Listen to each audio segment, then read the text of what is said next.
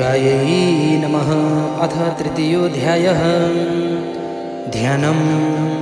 ॐ उद्यद्भानुसहस्रकान्तिमरुण क्षौमां शिरोमालिकां रक्तालिप्तपयोधरां जपवटीं विद्यामभीतिं वरम् हस्ताब्जैर्दधतीं त्रिनेत्रविलसद् वक्त्रारविन्दश्रियं देवीं बद्धहिमां सुरत्नमुकुटां वन्देरविन्दस्थिताम्। ॐ ऋषिरुवाच निहन्यमानं तत्सैन्यमवलोक्य महासुरः सेनानी चेक्षुरः कोपाद्ययो युद्धुमथाम्बिकां स देवीं सर्वर्षेण ववर्ष समरेश्वरः यथा मेरुगिरे शृङ्गं तोयवर्षेण तोयदः तस्य छित्त्वा ततो देवी लीलयैव सर्वोत्करान् जघान तुरगान् बाणैर्यन्तारं चैव वाजिनां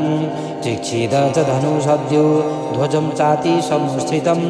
विव्याध चैव गात्रेषु छिन्नधन्वा नमासुरैः सछिन्नधन्वा पिरथो हताश्वो हतसारथिः अभ्यधावत तां देवीं खड्गचर्मधरोऽसुरः सिंहमाहत्य खड्गेन तीक्ष्णधारेण मूर्धनीम् आजघान भुजे सव्ये देवीमप्यतिवेगवान् तस्या खड्गो भुजं प्राप्य पफाल निर्वनन्दन ततो जग्राह शूलं स गोपादरुणलोचनः चिक्षेप च ततस्तस्तु भद्रकाल्यं महासुरः जाज्वल्यमानं तेजोभिः रविबिम्बमिवाम्बरात् दृष्ट्वा ततपतशूलं देवी शूलममुचुत तत्शूलं सदधातेन नीतं स च महासुरः अति तस्मिन् महावीर्ये महिषस्य चम्पतौ आजगाम गदारूढः सामरस्त्रिदशार्दनः सोऽपि शक्तिं मुमोचाथ देव्यस्तामम्बिका धृतम् ओङ्काराभिहता भूमौ पातयामास निष्प्रभां भग्नां शक्तिं निपतितां दृष्ट्वा क्रोधः समन्वितः चिक्षेप चामरः शूलं बाणैस्तदपि सच्छिनत् ततः सिंहः समुत्पत्य गजकुम्भान्तरे स्थितः बाहुयुद्धेन युयुधे तेनोच्चैस्त्रिदशारिणां युध्यमानौ ततस्तौ तु तस्मान्नागान् महिं गतौ युयुधातेति संरब्धौ प्रहारैरतिदारुणैः ततो वेगात् खमुत्पत्य निपत्य च मृगारिण करप्रहारेण शिरस्सामरस्य पृथक् कृतम् उदग्रशरणे देव्या शीलावृक्षादिविर्हतः दन्तमुष्टितलैश्चैव करालश्च निपातितः देवी क्रुद्धा गदापातैः चूर्णयामास चोद्धतं वास्कलं भिन्दिपालेन बाणैस्ताम्रं तथान्धकम् उग्रास्य मुग्रवीर्यं च तथैव च महाहनुं त्रिनेत्रा च त्रिशूलेन जघान परमेश्वरीं बिडालस्य शिनकायात् पातयामास वै शिरः दुर्धरं दुर्मुखं चोभौ शरीरनिर्णीयमक्षयम् एवं संक्षीयमाणे तु स्वसैन्ये महिषासुरः माहिषेणस्वरूपेण त्रासयामास तान् गणान् काशीतुण्डप्रहारेण क्षुरक्षेपैस्तथा परान् लाङ्गूलताडितां सान्या शृङ्गाभ्यां च विदारितान् वेगेन काशिदपरान्नादेन भ्रमणेन च निःश्वास पवनेनान्यान् पातयामास भूतले निपात्य प्रमथानीकमभ्यधावत सोऽसुरः सिंहं हन्तुं महादेव्याः कोपं चक्रे ततोऽम्बिकां सोऽपि कोपान् महावीर्यः क्षुरक्षुणमहीतलः शृङ्गाभ्यां पर्वतानुच्चां चिक्षेप च ननादच वेगभ्रमणभिक्षुणा महितस्य व्यशिर्यतं लाङ्गूलेन हतसाब्धिः प्लावयामास सर्वतः दूतशृङ्गविभिन्नाश्च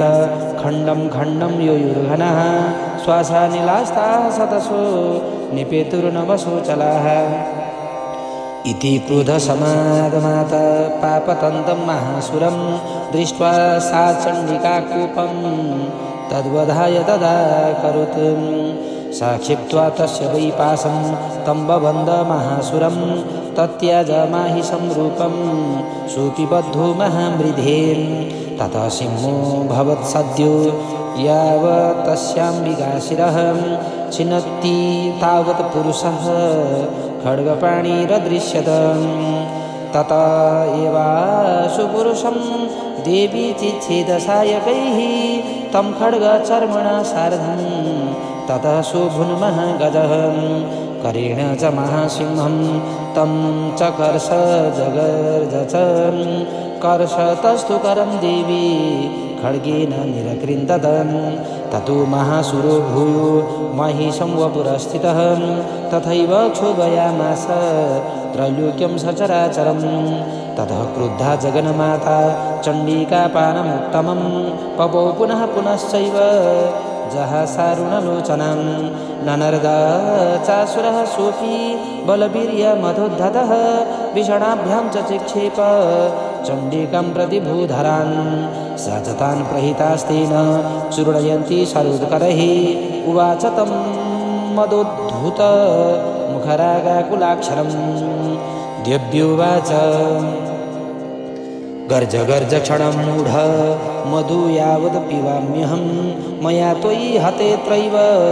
गर्जिष्यन्त्यासु देवताः ऋषिरुवाच एवमुक्त्वा समुत्पत्य सारूढातं महासुरं पादेनाक्रम्य कण्ठे च शूलेनैनमताडयत् ततः सोऽपि पदाक्रान्तस्तस्य निजमुखात् ततः अर्धनिष्क्रान्त एवासीत् दिव्या वीर्येण संवृतः